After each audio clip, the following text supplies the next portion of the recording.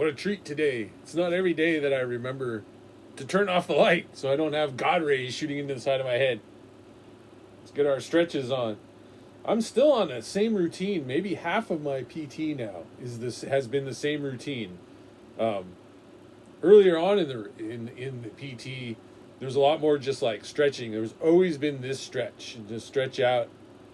Well, honestly, it stretches the front of my forearm a lot more than it does my bicep and such. But there's always been this stretch.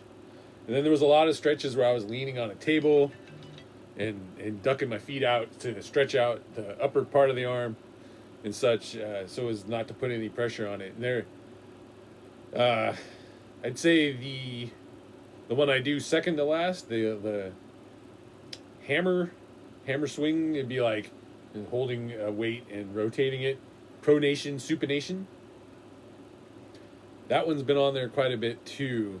Earlier on, well, it's not in with a preposition. Earlier on in, it was like a big can that I would like lift up. We hardly do anything like that anymore. A lot of it was like if you're early in your recovery period and you have like a big stack of pillows. My stack of pillows is still here for keeping my arm elevated and flat and safe. And I was very good about that. I kept my arm on there and I kept it elevated. I kept it above my heart, and I sat there. I sat there because you're all wounded and everybody's telling you like take it easy and don't walk up a hill and all these crazy shit.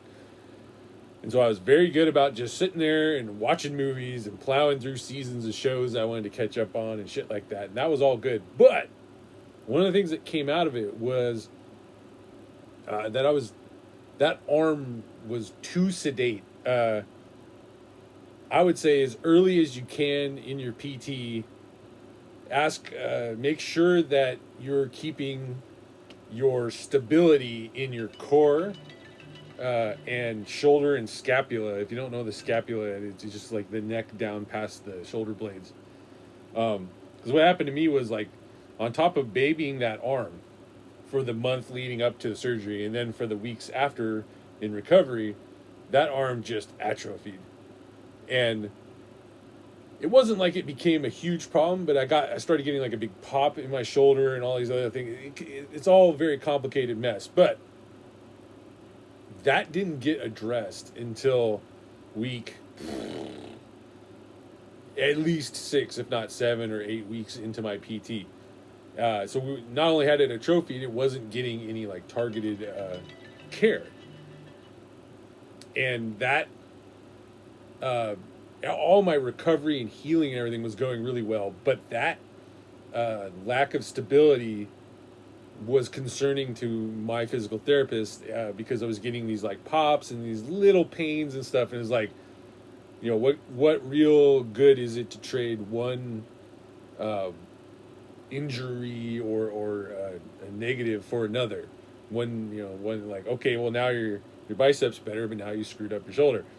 And the way I noticed it was I would come home and I would reach out to press the garage door button and close it, just like that, just reaching out to the side, walking by like, oh, I'm gonna reach out. And I was like, whew, why is it so hard to do this? And there's things you can reach out like that. And then she was like, well, if you reach out like that, and I was like, oh yeah, it is a lot easier. And that was like a way she was able to dial in what was going on, and of course a way to like treat a symptom, like rotate your arm and lift it like that. It's really interesting how difficult those little behavioral changes can be, like those learned behaviors of like, I always lifted my arm with the like back of my palm up, and now it's hard to remember to lift it with like the thumb up. The other trick though really was once she got the scapula and the core engagement had been like lacking, if I just like and do it like using my whole body to raise my arm instead of just like shoulder do it, that also addresses the concern. I could also say today arm is feeling really good. Like much better than it was on Monday when I went to PT and she was like, "How's the arm?" And I was like, "Pat, oh, that was nuts."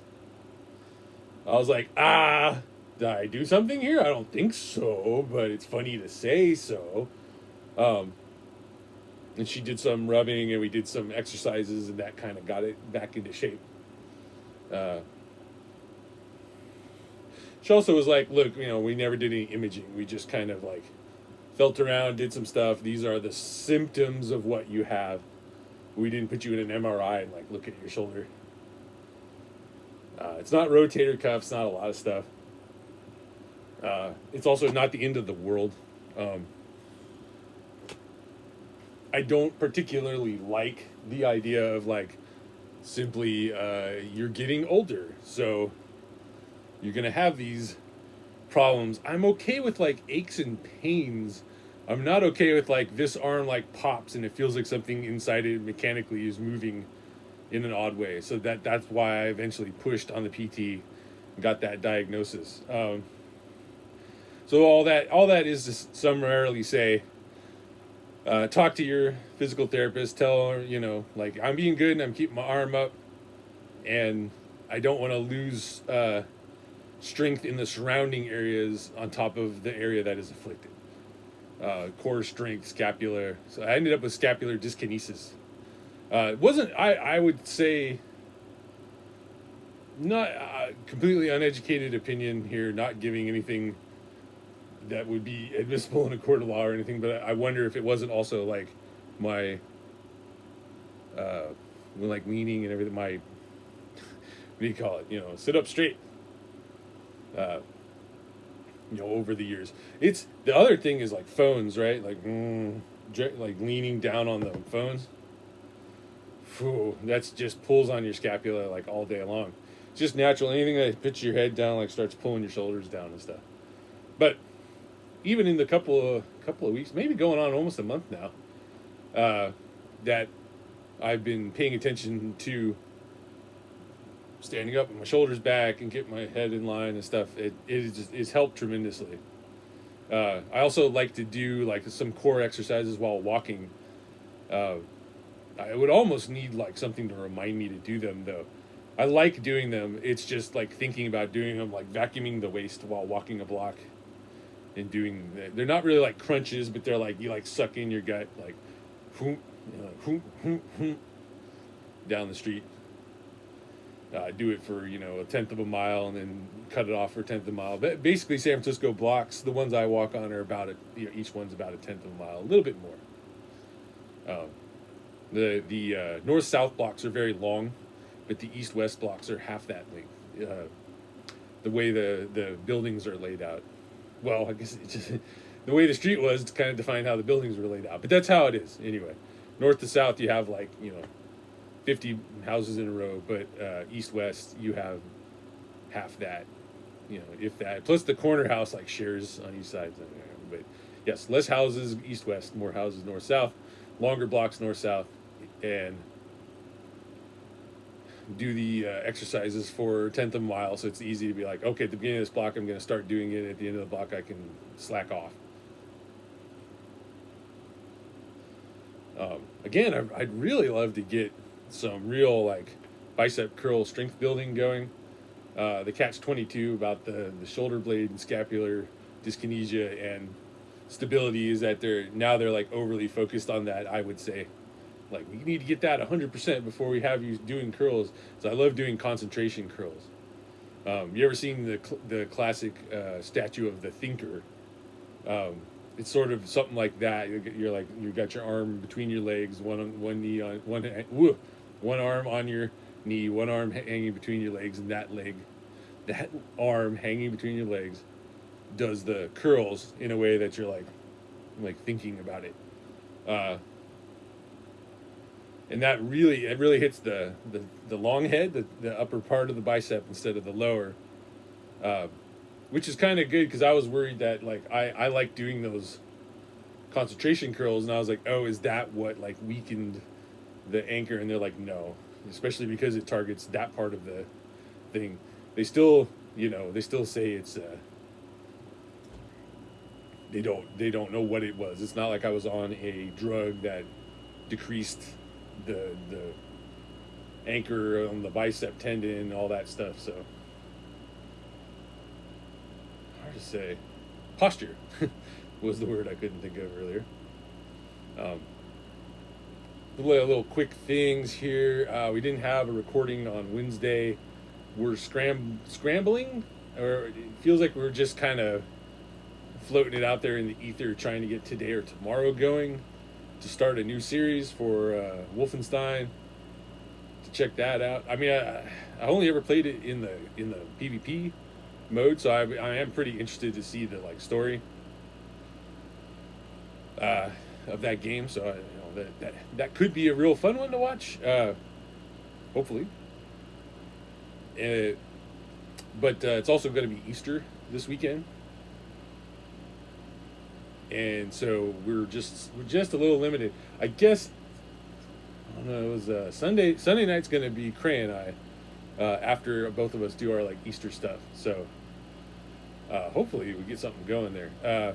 I got his Pi 3 in the mail, single board computer, a computer on a chip, and. Once we figured out the memory card's completely blank because they come with a pre-programmed memory card. So then I formatted the memory card, got it running, fiddled around with it, did a bunch of stuff.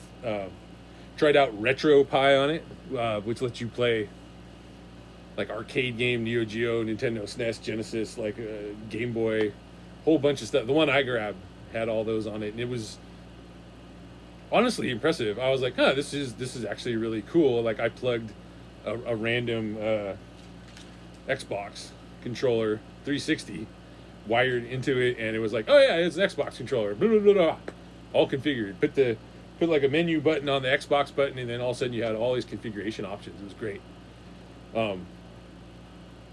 So that's really neat. I'm gonna bring it over to the family for Easter, because they've been trying to hook up an original 8-bit NES and do stuff on it, and they've been having real problems there. And I'm like, how about if you just had this HDMI thing that was a million games? Because you can't get a NES or SNES mini; those things just sold out to the scalp fucks. So you have to fucking steal it. They were like, whoa, you guys are always stealing our games. We're gonna sell them. We'll sell 50 of them.